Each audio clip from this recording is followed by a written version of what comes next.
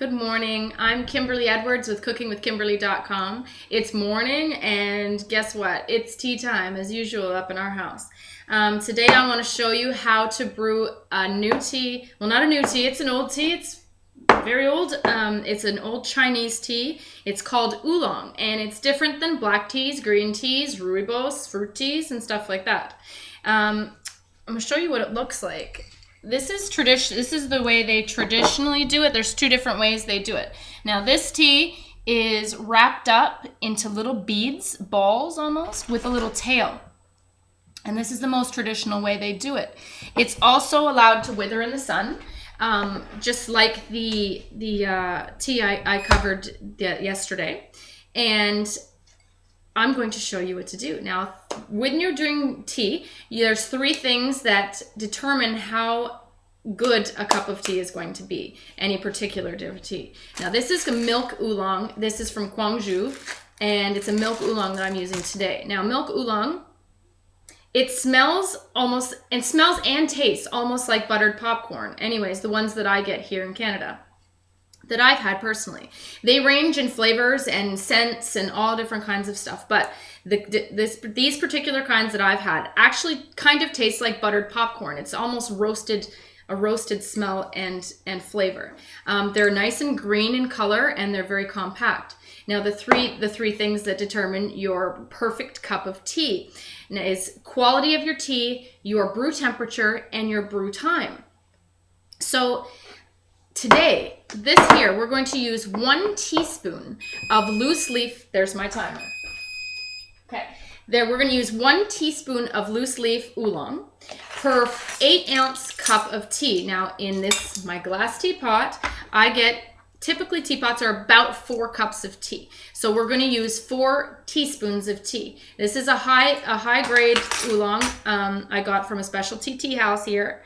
And it's going to be better. The loose leaf is going to be much nicer than the stuff that you get in tea bags. So, okay, I already have some honey in the bottom. I like my honey in oolong.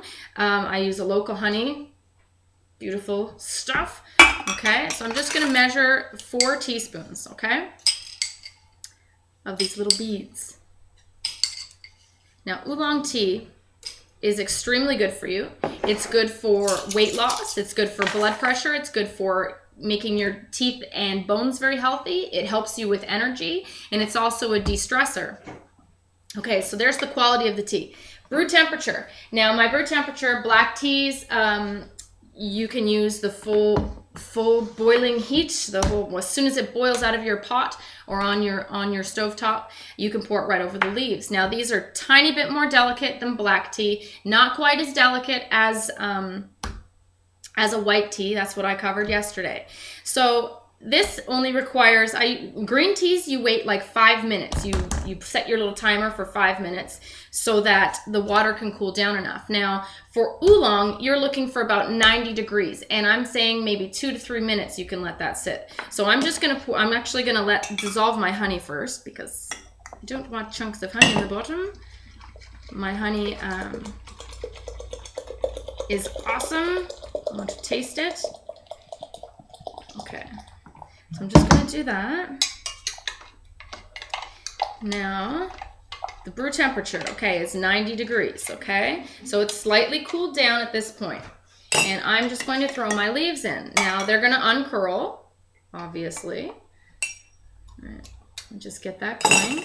I like to try and already get it just filtered once or twice just to get things going. Let me get rid of this. Okay, now your brew time is... you're looking at about 3 to 4 minutes. Now, I'm going to do mine for about 4 minutes today. I do enjoy the flavor of it. It's not going to get bitter at that point. I've even heard of people brewing up to 8 minutes, and that's, I guess, kind of traditional. Now, the one thing that's very interesting about oolong, like green tea, you can use it twice. Your loose leaf tea, you can use it twice.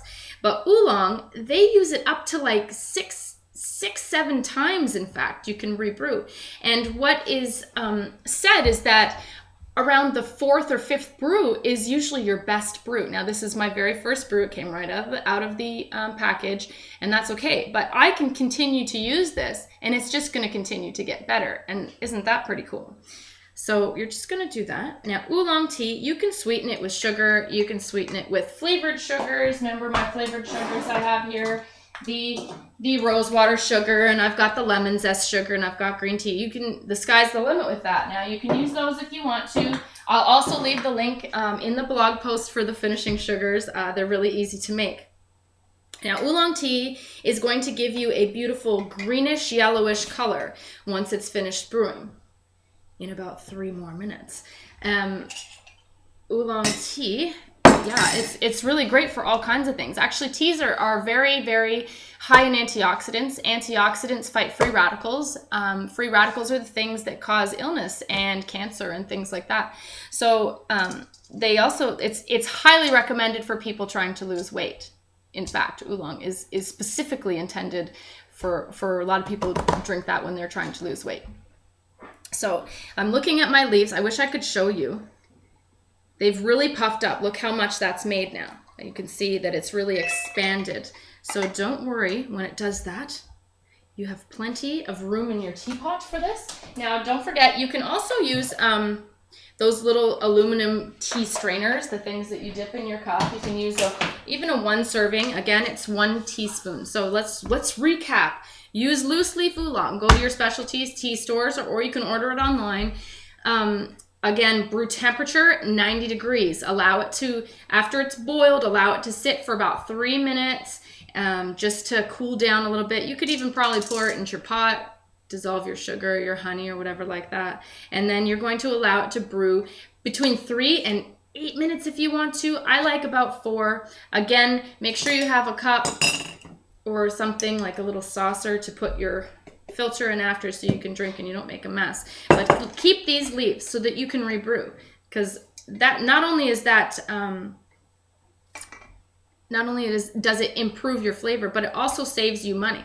Like you can get 8 pots out of 4 teaspoons of the loose leaf tea, and that's pretty exciting. That's pretty cool, especially nowadays when everyone's trying to save some money, right? So milk oolong also, I really like cooking with milk oolong because milk oolong kind of tastes like that buttery, popcorny, it's kind of roasty and it's beautiful. But it has a slight floral scent and taste underneath it all. So you can use it for soups.